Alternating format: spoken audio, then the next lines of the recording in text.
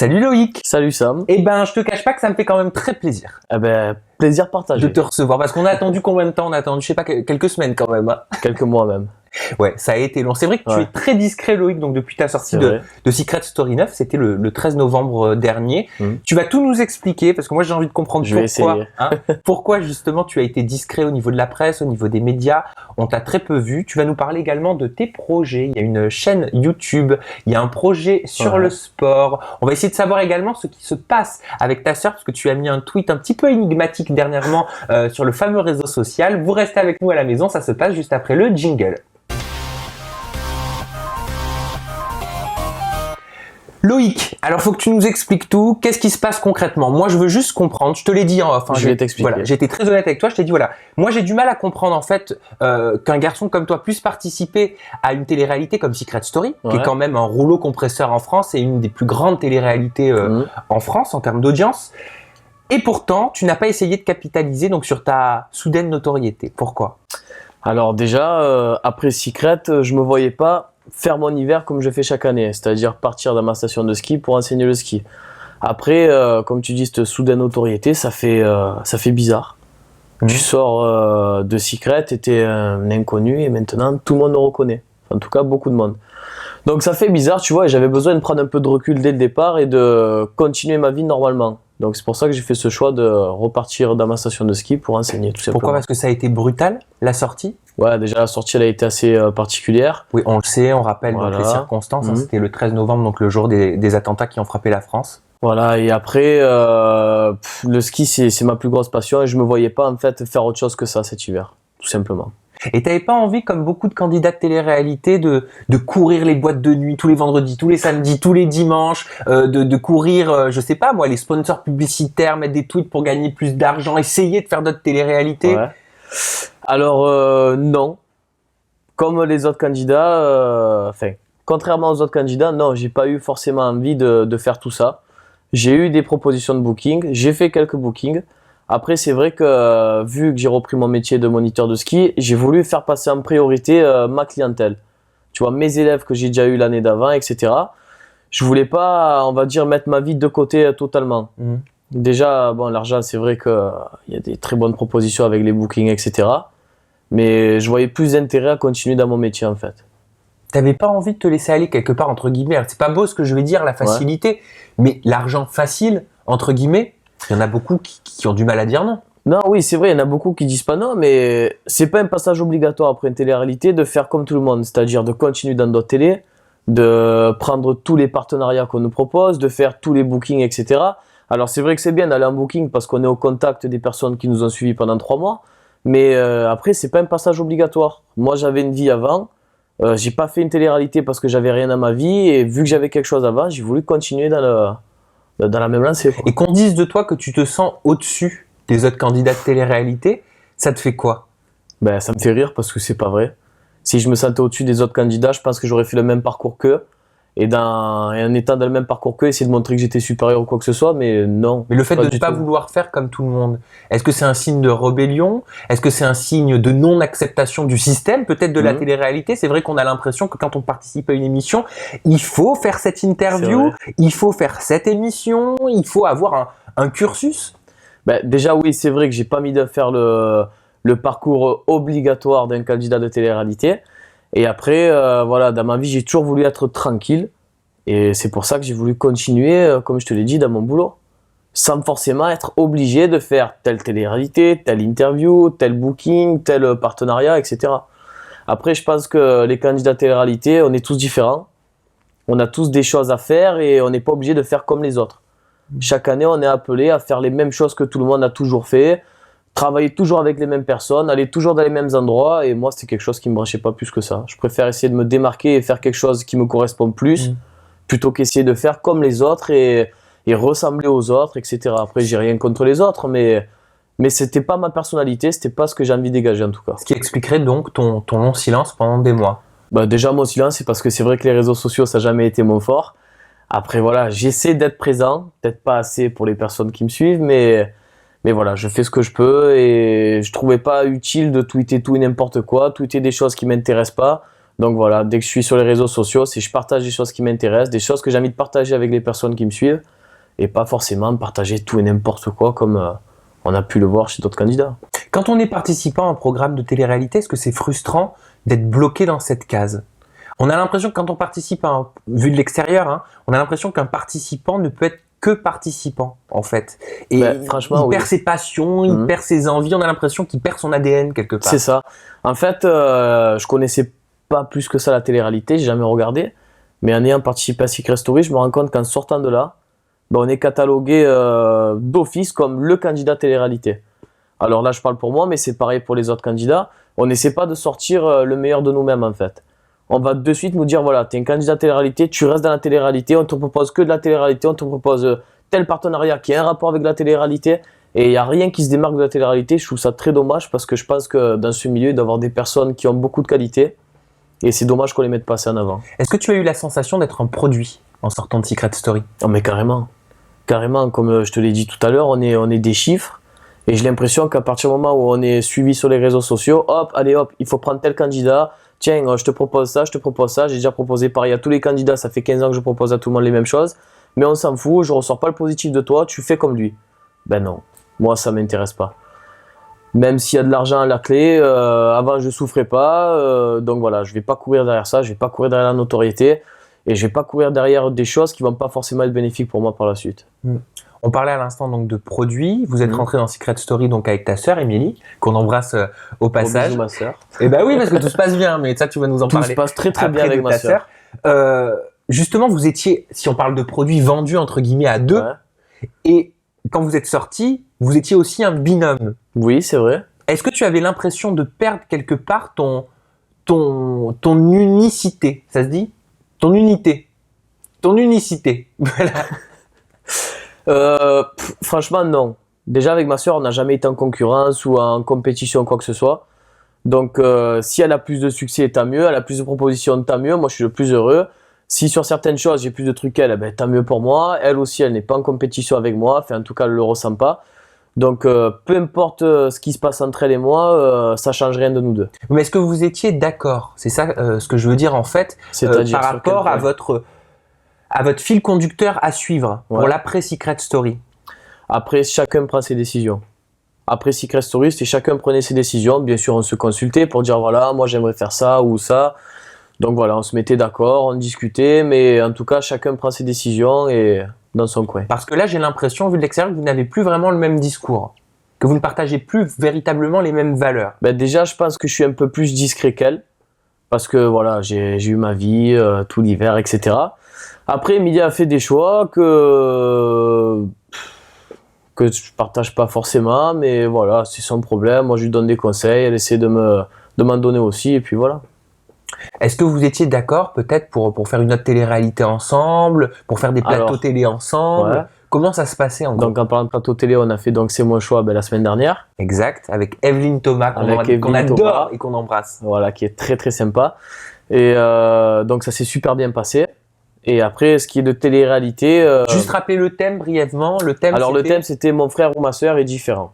Et donc vous étiez sur le plateau et nous on était en guest en fait. Pour juger, c'est ça? Voilà, pour réagir un peu avec les candidats quoi. Mais vous n'avez pas fait le Mad Mag, il y a plein de plateaux que vous n'avez pas fait. Non, c'est vrai, on les a pas fait et c'est pas un passage obligatoire après une télé-réalité de faire des plateaux comme le Mad Mag qui sont spécialistes de la télé-réalité. C'était quelque chose qui m'attirait pas plus que ça, donc moi j'ai fait le choix de pas le faire. Il n'y a jamais eu des désaccords entre vous? Avec Émilie? Ouais, sur le comportement à adopter, sur des choix à faire. Des désaccords, non, pas plus que ça. Après, des fois, elle m'a touché deux mots, par exemple, les fois où on n'était pas en accord, c'est par exemple sur des bookings, dès que moi j'étais obligé de refuser parce que j'étais dans ma saison, j'avais du boulot. Donc c'est vrai que vu ce qu'on nous propose en booking et vu ce que je peux gagner pour un cours de ski, ben, ça n'a rien à voir. On te propose plus, tu gagnes plus avec le ski plutôt qu'en booking? Non, au contraire, je gagne beaucoup plus en booking que dans un cours de ski. Même si c'est vrai qu'un cours de ski, c'est pas donné, mais un booking, c'est une certaine somme. Mais voilà, je préférais faire passer en priorité ma passion et c'est vrai que vu qu'on avait pas mal de propositions à deux avec ma sœur, ben, ça lui a fait peut-être perdre quelques dates. Vous avez eu quoi comme proposition? Des bookings. Mais à part les bookings? propositions télé? J'imagine que vous en avez eu. Oui, il y en a eu. Tu as été discret par choix. Ta sœur, je sais qu'elle a refusé pas mal d'émissions également. J'ai eu des propositions aussi, mais pour la télé-réalité, on a toujours été dissociés. Ah, vous n'avez jamais eu de proposition pour le binôme? Alors, dès qu'on me propose des télé-réalités, c'est sûr qu'ils souhaiteraient nous avoir, Émilie et moi. Mais il y a eu pas mal de programmes aussi où on me le proposait tout seul. Quel genre de programme? Ils sont pas encore diffusés, donc... Moundir. Moundir, on me l'a proposé. Ah, on te l'a proposé? Ouais. À la place de Rémi ou pas? Non, à sa place, non, je pense pas, mais en tout cas, on me l'a proposé. Après, je sais pas du tout. Juste, c'est resté au stade du téléphone ou est-ce que tu as rencontré la production? C'est resté au stade du téléphone pour Moundir, oui. Et alors pourquoi? Alors déjà, j'étais dans ma saison d'hiver. Oui. Donc, je peux pas me libérer des 15 jours, 3 semaines, 1 mois. Donc, je crois que c'était 20 jours, un truc comme ça. Exact, 20 jours de tournage. Voilà, 20 jours de tournage. Donc, je pouvais pas me libérer 20 jours, c'était impossible. Vu que j'ai donné des engagements pendant ces périodes-là. Après, voilà. Déjà, ça, c'était la raison numéro 1. Après, la raison numéro 2, c'était un programme qui est nouveau. Donc, j'attendais de voir ce que ça donne avant de prendre une décision. Et bon, si on me repropose la saison 2, je vais réfléchir en fonction de la saison 1. Et si on me le propose pas, ça sera tant pis pour moi. Les Anges, on te l'a proposé? Les Anges, on me l'a proposé. Alors déjà, la même raison, c'est tourné pendant l'hiver. Et après, honnêtement, c'est un programme qui m'intéressait pas plus que ça. Pourquoi? En plus, je sais pas. C'est bien payé apparemment. Ouais, peut-être, je sais pas. On n'avait pas parlé d'argent. Ouais. Parce qu'après, bon, peut-être qu'il parle d'argent une fois qu'on a signé, enfin pas signé, mais qu'on a accepté de le faire. Ouais. Mais après, voilà, je trouvais, pour moi en tout cas, je parle pour moi, je trouvais ça pas intéressant pour moi parce que je voyais pas quel projet pro déjà j'allais présenter. Ouais, c'est sûr que le ski à Miami, le ski à Miami, ouais, c'est un peu bizarre. Après, je me voyais pas m'inventer un métier comme mannequin. J'ai jamais été mannequin, j'ai jamais eu la prétention de l'être, donc je me voyais pas faire ça. Tu penses que si qu'on t'aurait proposé justement d'avoir un projet professionnel entre guillemets commun de mannequin? Non, peut-être pas mannequin, parce que je sais pas si j'ai le physique d'être mannequin ou pas, mais on m'aurait peut-être proposé un projet au commun ou un truc qui... C'est modèle photo généralement, quand c'est pas mannequin. Ouais, voilà, peut-être qu'on m'aurait proposé ça, je sais pas, mais en tout cas c'était pas moi, donc je me voyais pas partir et entre guillemets mentir aux téléspectateurs sur mon projet pro, alors que c'est pas mon objectif dans la vie et que surtout pas dans mes compétences. D'où est-ce que tu tiens justement toutes ces valeurs de t'auto-empêcher de participer à un programme parce que tu juges que ça ne te correspond pas? C'est fort quand même, faut avoir un sacré tempérament. Ouais, peut-être, je sais pas, mais enfin, en tout cas, la patte du gain, ça m'attire pas. L'argent facile, la facilité, ça m'attire pas. Voilà, si j'ai des projets, je préfère galérer, je préfère les faire par moi-même sans passer forcément par une télé-réalité ou autre, quoi. Il y a eu les Marseillais aussi, j'imagine. Oui, on m'a proposé les Marseillais. On t'a tout proposé, t'as tout refusé. Oui. C'est incroyable. Peut-être. Et les Marseillais, c'est à quel stade? Juste téléphone, pareil, ou est-ce qu'il y a non, les Marseillais, on est allé dans leurs locaux. Ouais. On a discuté, et puis voilà, c'est pareil, ça me branchait pas plus que ça, donc... Alors pourquoi ça l'a pas fait? Même raison que les autres télé-réalités, c'était tourné pendant l'hiver. Ouais. Et en plus, à ce moment-là, dès qu'on me le proposait, j'avais un examen en préparation, donc j'ai passé le 1er février. Je me suis entraîné tous les jours, très dur.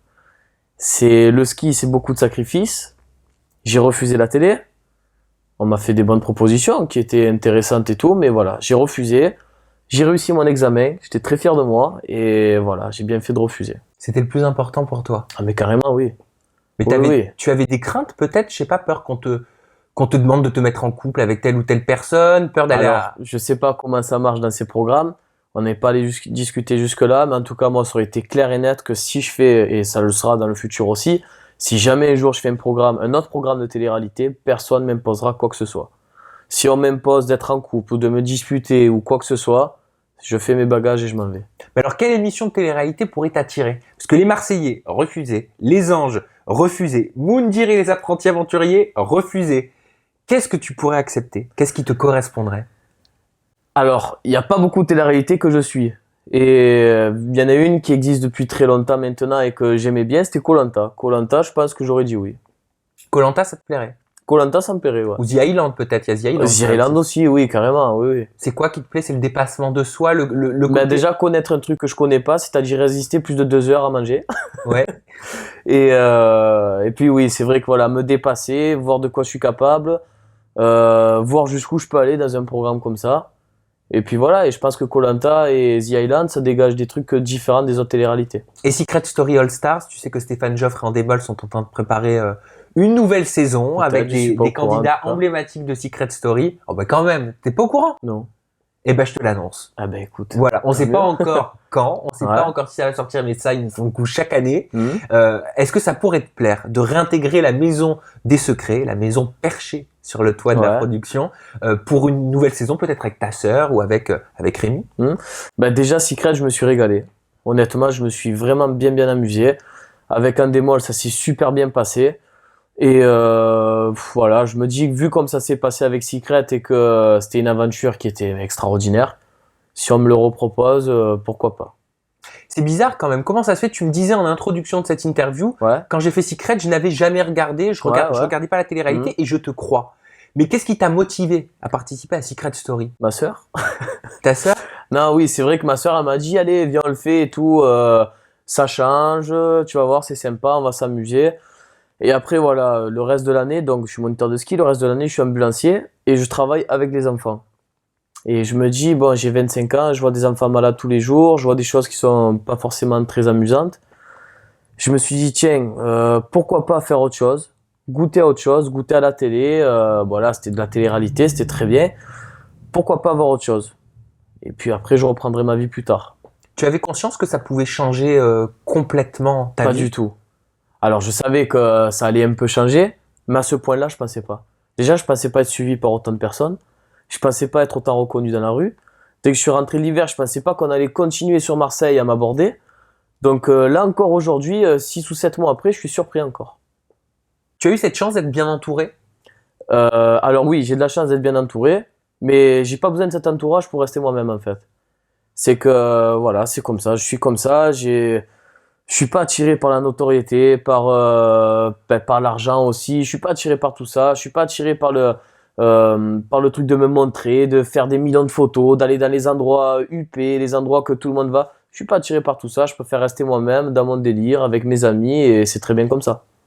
Dans le jeu, je préférais rester fair play. Je préfère dégager mes valeurs à moi plutôt que faire comme les autres candidats, d'être, comme les autres, pas tout le monde. Mais comme certains candidats qui se forcent à être méchants, qui se forcent à faire beaucoup de choses et que c'est pas forcément eux, quoi. C'est déplorable pour toi, ce genre de comportement? Je comprends pas pourquoi on a besoin de ça pour essayer de se démarquer, sachant que derrière on va pas forcément parler de nous. Mais au final, est-ce qu'on se démarque véritablement en clashant? Est-ce qu'on se démarque véritablement par, entre guillemets, la méchanceté et la vulgarité? Alors, je pense pas qu'on se démarque. Je pense pas qu'on se démarque, mais en tout cas, on donne une mauvaise image de nous-mêmes, quoi. Et de la jeunesse et surtout de la télé-réalité. Et des jeunes, des nombreux jeunes qui suivent aussi parce que... Et ça donne un mauvais exemple aux jeunes. Et après, c'est vrai que si peut-être on nous propose pas forcément de bonnes choses par la suite d'une télé-réalité, c'est peut-être aussi un peu à cause du négatif qu'on peut forcément dégager à certains moments. Toi, t'es quoi? C'est un état d'esprit très positif, t'as envie de véhiculer une image positive? Carrément, en fait, j'ai pas envie de marcher dans la rue en me disant t'es vulgaire ou t'as trompé ta copine ou t'as fait ci, t'as fait ça. J'ai pas envie de ça en fait. C'est important ce que tu dis parce qu'il y a beaucoup de jeunes qui pensent que tout fonctionne que par le clash et qui puis même par mimétisme font la même chose dans la cour de récré. On peut être en désaccord avec du monde, mais voilà, il y a d'autres solutions que se crier dessus. On peut discuter calmement et si on s'entend pas, on se parle pas tout simplement.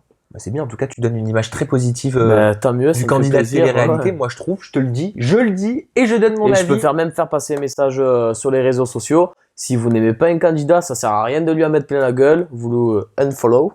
Exactement. Et c'est réglé, ça sert à rien de lui en mettre plein la gueule et voilà. Parce que ça, tu vois, ça me fait vraiment de la peine de voir, que ça soit pour ma sœur, pour moi ou pour d'autres candidats que je connais pas. Ouais. Ça me fait de la peine de voir certains comme ils peuvent prendre des critiques, des insultes et je trouve pas ça justifiant. C'est violent. Les réseaux sociaux. C'est très violent, oui. Ouais, à certains moments, c'est très violent et ça me fait de la peine et je trouve ça pas normal en fait. Toi, ça a pu te toucher à certains moments? Pas du tout. En sortant peut-être? Pas du tout. On peut dire tout et n'importe quoi sur moi, il y a rien qui m'atteint. Même quand on parle de toi, de ta personne, de ce que tu as fait. Ça m'atteint plus qu'on parle mal de ma sœur que moi. Ouais. Moi, je m'en fous parce que je sais qui je suis, je sais les valeurs que j'ai, je sais ce que j'ai dégagé pendant la télé-réalité parce que voilà, j'ai eu beaucoup de retours.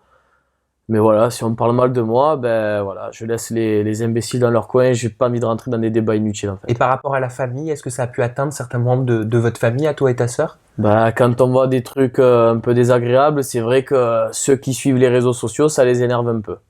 Oui. Mais bon, moi après j'essaie de relativiser, je dis voilà, c'est comme partout, comme dans un boulot normal, il y a des cons. Sur les réseaux sociaux, il y a des personnes qui se cachent à travers des comptes pour mal parler, et je trouve ça dommage. Parce que c'est pour moi une forme de débilité, ils sont pas intelligents ceux qui font ça. Et c'est dommage. Rémi me disait donc dans cette même interview qu'il avait plus aucun contact quasiment avec des candidats de Secret Story notamment. Ouais. Est-ce que toi tu es toujours en contact avec Rémi? Oui. Oui, je suis en contact avec d'autres aussi. Mais avec Rémi, on est toujours en contact. Bon, c'est vrai qu'en ce moment, on se croise, on n'arrive pas trop à se voir. Mais voilà, dès qu'on a l'occasion, on va se voir. Et avec Rémi, tout va très bien. Comment est-ce que toi, tu as géré d'un œil extérieur? Je sais que ça te concerne pas, mais un petit peu quand même parce que c'est ta sœur. Comment est-ce que tu as géré leur couple, puis leur rupture qui a été quand même très médiatisée, avec des prises à partie, des teams d'un côté qui se sont dissociés? Comment est-ce que toi, tu as vécu ça de l'extérieur? Moi, je l'ai très bien vécu.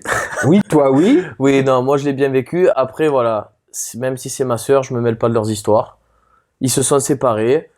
Pour te dire, même si sur les réseaux sociaux, ça en a parlé pendant des jours et des jours, je sais même plus la raison exacte de pourquoi ils se sont séparés.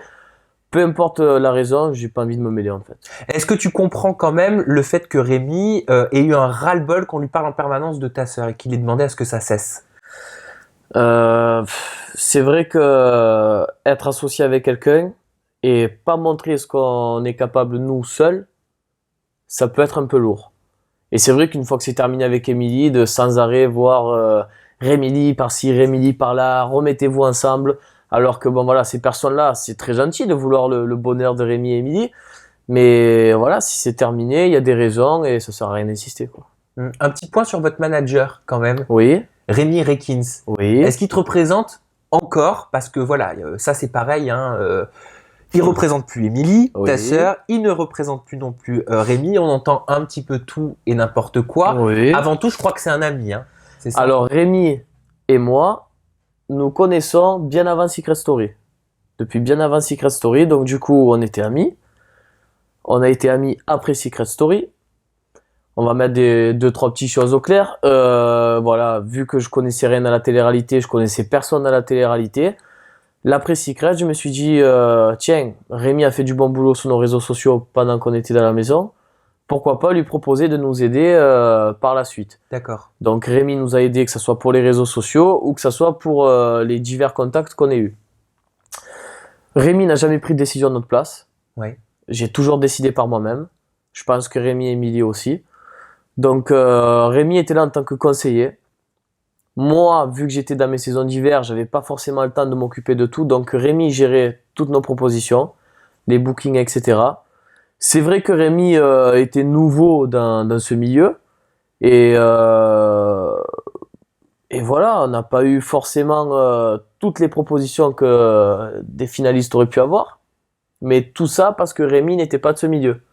Donc quand on n'est pas, comme on en a discuté, du milieu, qu'on a fait les mêmes choses que les autres, qu'on travaille avec les mêmes personnes, ben on se retrouve à être bloqué un peu à gauche, à droite. Donc voilà la seule raison de pourquoi on n'a pas été partout comme les autres candidats. Bon moi après c'est particulier parce que j'ai repris mon boulot. Le ski. Voilà, mais après on n'a pas travaillé avec les mêmes personnes que les autres et ben, ces personnes-là n'acceptent pas qu'il y ait d'autres personnes sur le marché. Donc du coup on a été bloqué. Alors moi j'ai pas vu l'interview mais on m'a rapporté sur les réseaux sociaux que ta sœur n'aurait pas tenu le même discours dans une récente interview qu'elle avait eue dans mon interview au mois de décembre dernier je crois. Pourquoi son discours aurait changé? Je pense qu'elle n'a pas dû tomber forcément sur des bonnes personnes. Je pense qu'elle a été un peu forcée à dire certaines choses. Après voilà, je suis pas d'accord. Moi Rémi, c'est mon ami. Peu importe les problèmes qu'il y a eu avec lui, ça reste mon ami. Comme ma sœur, peu importe ce qui se passe dans la télé, ça reste ma sœur. Voilà, elle reste ma sœur. Avec ma sœur, on s'entend toujours super bien. Donc ce qu'on dit que vous êtes brouillés à l'heure actuelle? Non, c'est faux ça. C'est faux? Jamais, enfin en tout cas pour ma part, et je pense que pour ma sœur c'est la même chose, jamais je m'embrouillerai avec ma sœur pour du boulot. Oui. C'est pas possible. Pour de la télé. Pour de la télé, encore plus, ouais. Jamais, je pourrais pas me disputer. C'est ma jumelle, c'est ma moitié, donc je peux jamais me disputer pour ça. Des fois, on a des petites querelles comme ça, mais on va pas rentrer dans des disputes à plus parler, non. Non. Niveau pro, Je te propose de parler professionnel maintenant, Loïc. Volontiers. Alors, on a parlé des projets professionnels que tu as refusés. Et ils sont nombreux, donc on les rappelle, les Marseillais, Moundir et les apprentis aventuriers, ou encore les Anges, donc pour ne citer que. Et il y en a d'autres. Ah non, bah, il faut me les dire alors. Non, c'est des programmes qui sont pas diffusés. La Villa des Cœurs Brisés. Peut-être. Oh mais si, ça c'est sûr qu'on te l'a proposé. Peut-être. Moi j'en suis sûr. Peut-être. D'accord, quoi d'autre alors? D'autres programmes. Comme quoi? Non, après voilà, c'est des personnes qui font des propositions, ils veulent pas qu'on en parle, donc je le respecte, j'en parle pas. Eh ben je le respecte moi aussi, mais je respecte surtout le fait qu'on va parler maintenant de ce qui t'attend et de ce qui attend les personnes qui te suivent, parce que tu as été sur un projet donc avec le groupe TF1, un projet, donc tu es parti à Oslo représenter le film Eddie the Eagle. C'est ça. Je le dis bien. Eddie the Eagle. Voilà. En fait, c'était tout simple. Eddie the Eagle à la française. On va la dire à la marseillaise. Qu'est-ce que tu as fait exactement sur ce projet? Je crois que c'est en lien avec la Fox. Alors c'est ça. Alors la Fox cherchait un influenceur français pour participer à l'avant-première et à la promotion du film Eddie the Eagle. Et TF1 ont pensé à moi, vu que je suis moniteur de ski, vu que je pense que j'ai dégagé une bonne image d'un Secret, donc ils ont pensé à moi pour m'envoyer sur ce projet. Donc pourquoi ils ont pensé à moi? Parce que Rémi avait proposé Rémi Rekins avait proposé quelques projets donc pour Rémi, ma sœur et moi à TF1. Oui, il travaille quand même alors. Il travaille très bien. Il travaille très très bien Rémi, il donne beaucoup de sa personne aussi pour nous. Enfin maintenant pour moi. Et enfin voilà. C'est pas grave. Et donc du coup TF1 ont pensé à moi et je suis parti au mois de mars, si je me souviens bien, 5 jours sur Oslo, pour participer à l'avant-première du film Eddie the Eagle, pour participer aux activités qu'a pu faire donc Eddie dans le film, pour comprendre un peu l'histoire du film. On a assisté à l'avant-première du film, on a pu croiser Hugh Jackman, donc c'était super sympa. Ils cherchaient quelqu'un donc qui s'y connaissent dans le ski, c'est ça enfin? Non, pas forcément, parce que c'est du saut à ski, donc c'est une discipline, on va dire, très rare en France. C'est dur de trouver des endroits où faire du saut à ski, et c'est pas du tout médiatisé, enfin voilà, c'est très rare. En gros, tu as communiqué donc sur le film, notamment sur les réseaux sociaux. Le but c'était de communiquer sur le film, et puis voilà, vu que j'ai un rapport un peu avec l'hiver, c'était sympa de m'envoyer à Oslo. Je me suis bien amusé, c'était super sympa. Et il y a eu également la création d'une chaîne YouTube. Donc par la même occasion, pour présenter donc les vidéos de la promotion du film, on m'a demandé à créer une chaîne YouTube. Donc voilà, ma chaîne YouTube s'appelle Loy. Loy, donc L-O-Y. Ah, L-O-Y, voilà. Ce qui est d'ailleurs ton surnom. Voilà, depuis que je suis petit, tous mes amis intimes m'appellent comme ça. Ma famille m'appelle comme ça. On va t'appeler Loy. On le savait pas, mais voilà, on m'a toujours appelé comme ça. Et en fait, après, je me suis rendu compte, Loy, ça pouvait donner Loïc on YouTube, et voilà. D'où est né. Et alors, qu'est-ce qu'on va pouvoir retrouver sur cette chaîne YouTube si on te suit? Alors déjà, pour le moment, tu vas retrouver les vidéos que j'ai pu faire pour le film Eddie the Eagle à Oslo. Donc, par la suite, je me suis dit, tiens, pourquoi pas continuer dans le même sujet, quoi, sujet du sport. Et je vais essayer, en tout cas, c'est en préparation. Je suis en train de faire des réglages et de réfléchir pour faire des vidéos dans le thème du sport. Donc des vidéos qui seraient très courtes, de 2-3 minutes à peu près. Ok. Et puis voilà, faire partager des sports qu'on n'a pas l'habitude de voir, des sports que je ne pratique pas. Avec des guests en plus. On va essayer de trouver des guests, donc des spécialistes du sport. Ouais, je crois que tu as envie de faire venir par exemple un rugbyman célèbre, ça serait sympa, footballeur, un rugbyman, un footballeur, peut-être même dans des sports de combat, dans d'autres choses, on va voir, des domaines que je touche pas du tout. Tu as envie de tester différents sports? J'ai envie de tester différents sports et de partager ça avec les personnes qui me suivent. Donc une chaîne sportive? Une chaîne sportive, oui. Et évidemment, voilà, on va essayer un peu de... Selon les sports, je pense qu'il y aura de quoi rigoler. On va essayer de tourner ça aussi d'une manière un peu amusante, quoi. Est-ce que tu aimerais peut-être l'adapter en télé ou être toi aussi Alors, je suis pas allé réfléchir jusque-là, honnêtement, je suis pas allé réfléchir jusque-là. Si je fais ça, c'est pour le plaisir. Dans un premier temps, ça va rien me faire gagner du tout, ça va me coûter forcément de l'argent, mais voilà, j'ai envie de faire ça pour le plaisir, découvrir d'autres sports, utiliser cette nouvelle notoriété pour essayer d'approcher des sportifs plus ou moins connus, pour me faire partager leur sport, et voilà, j'ai envie d'utiliser cette notoriété dans quelque chose d'intéressant et qui m'intéresse surtout à moi, quoi. Bon. Niveau perso, j'ai gardé la question pour la fin, parce que c'est celle que toute ta team attend, je pense, avec impatience. J'ai envie de savoir, est-ce que Loïc est toujours célibataire ou a-t-il rencontré le grand amour depuis novembre? Bon, ben voilà, je vais vous annoncer une exclue. Attention, ton très solennel, moi aussi voilà. Là je suis pendu à tes lèvres. Aujourd'hui chez Sam, je vais vous annoncer mon statut. On sort ensemble. Non, je plaisante. Voilà. Non. Ben, après plusieurs mois après Secret, je suis toujours célibataire. Oh. Voilà. C'est pas vrai. Eh oui, c'est vrai. Ouais. Comment ça se fait? Oh, c'est compliqué. Hein. Ben, tu sais quoi, ça a étonné beaucoup de personnes, mais l'après-Secret m'a calmé. Tu vois, avant, en étant célibataire, ben voilà, j'avais une copine de temps en temps. Ben là, après Secret, c'était un peu trop. Tu vois, il y a eu beaucoup de monde qui m'ont approché par intérêt et tout, et je supporte pas ça. T'as été beaucoup dragué après Secret? Pas mal, oui. C'est-à-dire, genre, tu reçois énormément de messages sur les réseaux sociaux. Oui, sur les réseaux sociaux, je reçois des messages. Et de jolies filles aussi, parfois, j'imagine. Oui, il y a des très jolies filles, oui. Et alors, on fait pas son marché quand c'est comme ça? Non. Pourquoi? Parce que... Je vais me faire défoncer, là, on va dire, ah, il parle encore de cul. Je préfère tomber sur une fille qui me connaît pas, qui va être attirée par moi. Oui. Et qui va pas être attirée juste parce qu'elle m'a vu derrière l'écran. Il y a beaucoup de filles qui me disent, je te parle, mais pas parce que je t'ai vu à la télé. Oui, ça t'y croit pas trop. D'accord, ok, je veux bien, mais bon voilà, dès qu'on creuse un peu plus, ben on se rend compte qu'en fait, c'est pas forcément pour nous, c'est juste parce qu'on nous a vu à travers la télé, quoi. Mais tu pourrais en profiter un petit peu. Je pourrais. Passer une nuit sympathique. Enfin, moi, j'en connais plein qui le font et qui l'ont fait. Je pourrais le faire. Tu ne l'as jamais fait? Peut-être. Oh. Je peux pas tout dire non plus. Mais t'es un jeune garçon, enfin. Oui, mais bon voilà, après... dans le même esprit que tout ce que je t'ai raconté jusqu'à maintenant, j'ai pas envie non plus de dégager l'image du mec qui saute sur tout et n'importe quoi. Donc le plaisir charnel, tu sais, oui, c'est pas c'est tabou, sympa, hein. Mais on peut avoir une fille et la garder quelque temps, même si c'est rien de sérieux, même si c'est pas une vraie relation, même si c'est discret. On n'est pas obligé sur tout ce qui. Et alors sur les 6 derniers mois, est-ce qu'il y a eu des petites histoires au moins de quelques jours, ou même si ça n'a pas été concluant? Peut-être. Oh là là, c'est quoi ce peut-être, franchement? Ah, j'ai rencontré des filles. Mais pas la bonne. On verra. Ah, là, je l'ai coincé, là. Je t'ai coincé parce que si t'as rencontré quelqu'un, s'il a rencontré quelqu'un, il se dit, je peux pas le dire parce que comme elle va regarder l'interview, si je dis que j'ai pas rencontré la bonne, tu vas avoir une crise. Non, pas forcément. J'ai rencontré une fille avec qui ça s'est super bien passé et ça fait quelques temps là qu'on s'est pas vu parce qu'il y a de la distance. Donc on verra bien, on verra. Ah, donc t'as quelqu'un quand même dans ton radar. Non, j'ai pas quelqu'un parce qu'on n'est pas ensemble. Dans mon radar, oui. D'accord. Donc pour l'instant, rien d'officiel. Rien d'officiel. Je suis célibataire. Voilà. D'accord. Je suis un cœur à prendre. On va dire ça comme ça. T'as un cœur à prendre. Mais elle va pas être contente hein, si elle voit cette ITV. Hein. Tu t'en fous ça? À elle de réagir. Qu'est-ce que je peux te souhaiter pour l'avenir? Qu'est-ce que tu peux me souhaiter? L'avenir proche. Hein. L'avenir proche? Trouver l'amour. Ouais. Non, peut-être pas ça pour l'instant. Mais l'avenir proche, ben réussir.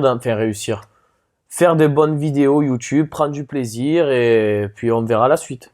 Ok, je me projette pas non plus trop loin, déjà faire ces petites vidéos, prendre du plaisir et on verra. Bon, en tout cas, garde ton esprit sain. T'inquiète pas, je changerai jamais. Garde ta ligne conductrice. Toujours. Parce que c'est très bien, important. Ouais. C'est rare et c'est beau de voir quelqu'un qui attache beaucoup d'importance à ses valeurs. Voilà. C'est très important et merci de le reconnaître, ça me fait énormément plaisir. Je tenais à te le dire. Je me permets de rappeler ton réseau social de prédilection, Twitter en tout cas, pour pouvoir interagir avec toi, Loïc, te poser des questions ou alors approfondir cette interview ou alors déposer une candidature, une candidature pour choper le cœur de Loïc. Ouais, voilà. Pourquoi pas. Donc, ton Twitter, c'est @LoïcSS9off. C'est ça. C'est bien ça. Le hashtag de l'émission, ça ne peut pas être plus clair. Vous l'avez ici, c'est @ETI. Pour en toute intimité.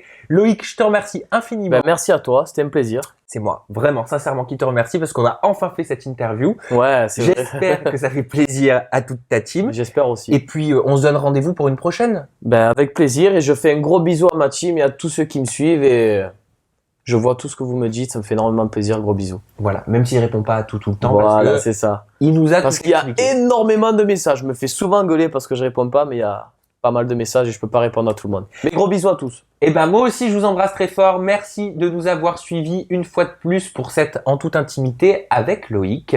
Je vous donne rendez-vous très prochainement avec toujours plus de scoops, toujours plus d'histoires, de vécus et de personnalités pour des confidences en toute intimité. Bye bye. Ciao ciao.